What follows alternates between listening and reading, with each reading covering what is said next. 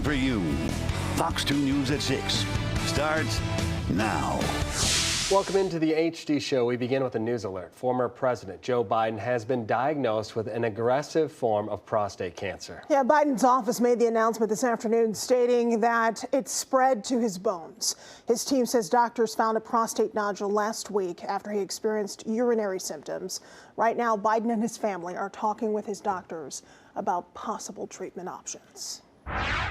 More developing news, this one out of Dearborn Heights. A suspect is in custody after a double shooting on Weddell Street near Outer Drive. Yeah, police say a man and woman were wounded. The suspect allegedly the woman's ex-boyfriend. Fox 2's Camila Mary joins us live with the latest on the investigation. Camila, another domestic dispute, it seems.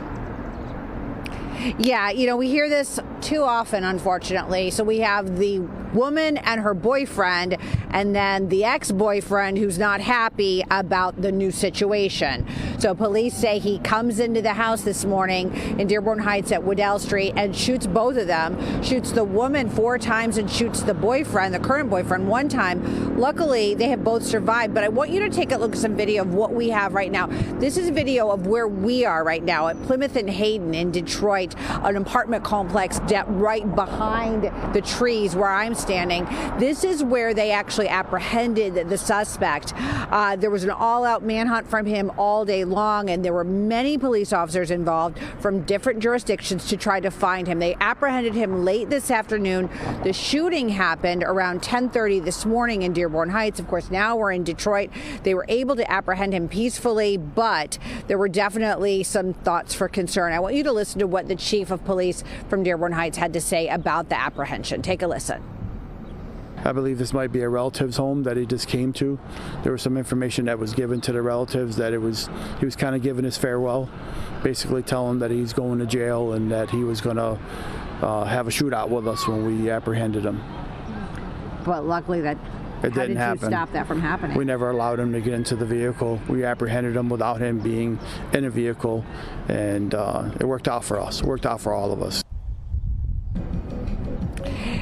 And luckily, he was not armed either. He went without incident with police, and they are still searching for the weapon right now. He is housed at the Dearborn Heights Police Department. We're in the jail there where he will be housed until he's formally charged. So right now we don't have a name or age right now. We do actually know that he was born in 1977, so not necessarily a young guy, but we're hoping to learn more about him. And we do also know that he has a prior record, and the police chief says that more information about that will come out during his arraignment.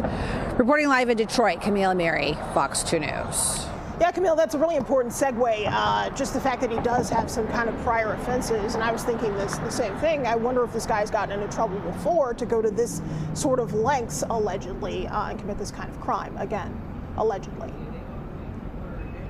Yeah, and another thing, Dearborn Heights Police Chief said that, you know, they weren't sure how he was able to get into the house, but then later he said that he believed that the ex-boyfriend did live at that house at one time in Dearborn Heights with the ex-girlfriend.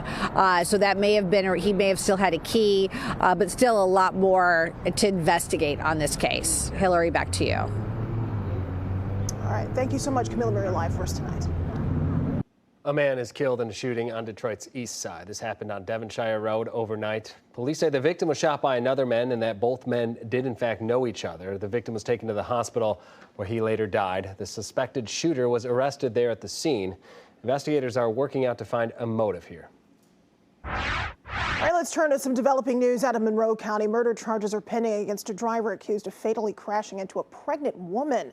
This happened Saturday night on northbound US 23. Police say 32-year-old Caitlin Ellison was sideswiped by the other driver, causing her to flip several times over an embankment. The at-fault driver, a 24-year-old man from Ohio, was allegedly speeding and merging in and out of lanes moments before this happened. Ellison was taken to the hospital where she and her unborn baby died. Investigators say speed and alcohol were factors in this crash.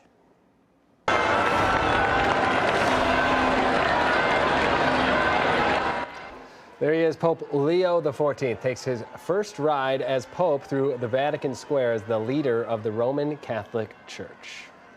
Thousands of Catholics, world leaders, and many others gathered at Pope Leo's former inauguration mass as the 267th pontiff. Now, although he was elected as Pope on May 8th, his official papacy didn't begin until today. Now, during his speech, the pontiff outlined how he wants to run this papacy, stressing the importance of love and unity. He says he wants the church to drive peace in the world, bringing together people outside the faith and the poor. In this our time, we still see too much discord, too many wounds caused by hatred, violence, prejudice, the fear of difference, in an economic paradigm that exploits the earth's resources and marginalizes the poorest. Government officials, members of royal families, and other dignitaries were at the mass, including Vice President J.D. Vance and Secretary of State Marco Rubio. The Pope also met with Ukrainian President Volodymyr Zelensky and Peruvian President Dina Boluarte following his inaugural mass. The pontiff expressed hope for negotiations to bring a just and lasting peace to Ukraine before meeting with the Ukrainian president at the Vatican. All right, we have some big developing news tonight. The first direct peace talks between Russia and Ukraine since Moscow's 2022 invasion ended after less than 2 hours on Friday. And now President Donald Trump is set to talk to the presidents of both countries on Monday. Fox's Steve Harrigan with the latest there. President Trump has announced he'll have a phone call with Russian President Vladimir Putin on Monday to talk about peace in Ukraine. The president posted on Truth Social that subjects of the call will be stopping the bloodbath that is killing, on average, more than 5,000 Russian and Ukrainian soldiers a week, and trade. Now, this message comes after peace talks on Friday. The first time in more than 3 years the two sides were together. Not a lot of progress made in that 2-hour meeting. They did agree on the exchange of prisoners of war, about 1,000 each, but no real progress made. President Trump has said in the past there won't be a breakthrough on peace in Ukraine until he and President Putin sit down together and meet directly. Right now, the two sides remain very far apart. Ukraine is pushing for a 30-day ceasefire. They want Russia to agree to that, or they say Russia should face more economic sanctions. Russia, for its part, wants full control over 4 territories in eastern Ukraine. That would require Ukraine to withdraw from territory it currently controls, something Ukrainian officials say is a non-starter. In Istanbul, Steve Harrigan, Fox News.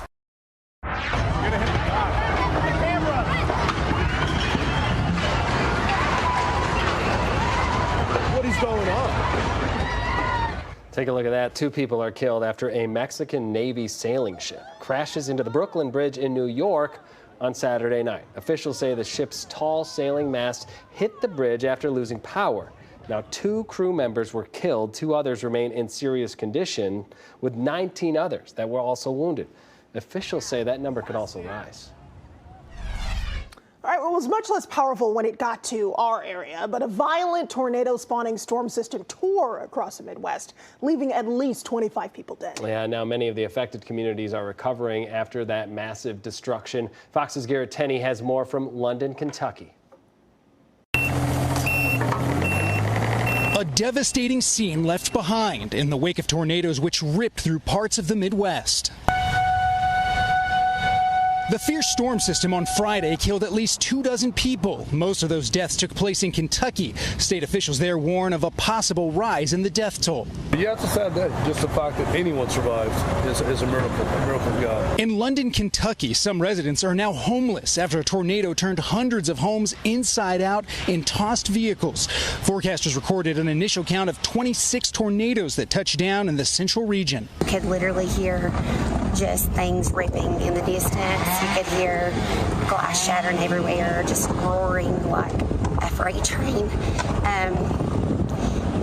It was terrible. Thousands of buildings are now heavily damaged in Missouri. St. Louis's mayor described it as one of the worst storms in the city's history. We're working on getting everybody organized so we can better organize the distribution of resources. Resources are pouring in. Federal aid for Kentucky has been granted just days ago after the state suffered from a separate devastating storm in February. Well, yesterday was a day of just letting everybody kind of gather themselves, and today is a day of kind of picking things up and trying to move on. A different storm system could bring more bad weather to the Midwest in just a few days, but as of now, those storms are forecasted to be less intense. In London, Kentucky, I'm Garrett Tenney, Fox News.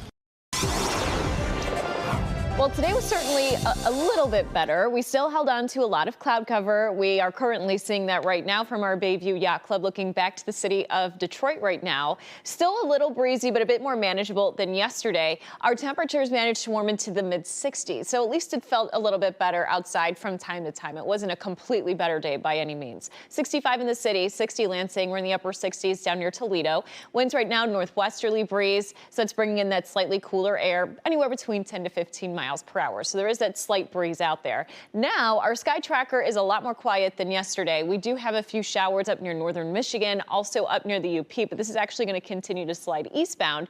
So I do think we stay dry into tonight. And as we look towards Monday, plenty of dry time too. Temps tonight will be falling through the 50s. I do think we bottom out in the upper 40s. So it is going to be a little chilly to start off your Monday. We do see at least a bright start to your work week. I use that term a little loosely though, just because it's going to be brighter than today and brighter than yesterday. We'll still have clouds around mid-60s. By Tuesday, low 60s.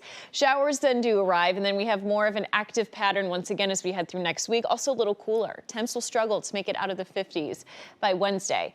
And we're going to pair that up with that daily rain chance Tuesday, Wednesday, potentially into Thursday. Maybe some lingering showers Friday. And as for this upcoming weekend, we do have that potential here and there for maybe a stray shower. It does look like, unfortunately, that cooler pattern could possibly stick around for this upcoming Memorial Day weekend. So our temperatures, as we look towards the next 7 to 8 days, do look to remain cool, unfortunately, for a good portion of the Great Lakes. And that holds true through the end of the week. There might be a brief little rebound in terms of temperatures by Friday and Saturday, but by Sunday, still cooler air still kind of holds out. Otherwise, the extended forecast shows numbers in the upper 50s, lower 60s. We'll have that daily rain chance as we head through much of the work week. And then we finally see that 170-degree day as we head towards the end of next weekend. Hilary. All right, thank you so much, Stephanie. Well, not too bad out there for the 2025 Flower Day at Eastern Market. It is a highly anticipated yearly event, and it just wrapped up. Vendors from all over the Midwest brought their best products, perennials, indoor plants, artwork, and so much more. Really a fantastic event. If you missed it, sorry.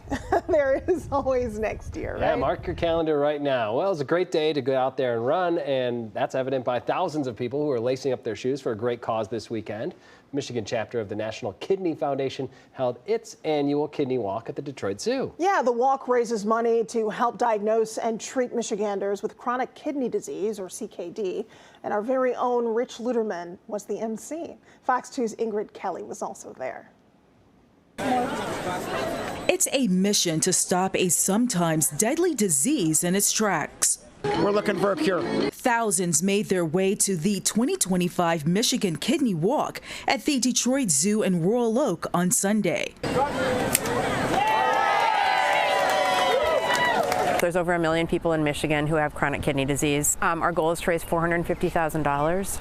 And over 80% of proceeds raised will go toward initiatives that support research and programs for those working to conquer this disease. Well, I've been dealing with kidney failure for over about 20 years now. Mike has had kidney transplants before and is now back on the transplant list for the 3rd time as he battles this illness. How has the Kidney Foundation helped you and your husband? So it has allowed him to work if he can, but be home if he can't. We actually just were gifted a gift card to Walmart to help us with groceries, knowing that he has been sicker these last few months and hasn't been able to work. That's why this yearly fundraiser is crucial. And we love the fact that we're not alone in this journey, so it's nice to be able to see other people and talk to other people who have similar experiences. Fox 2 is a proud supporter for the Kidney Walk, and our chief meteorologist, Rich Luderman, served as MC and was also on hand to help pump up the crowd.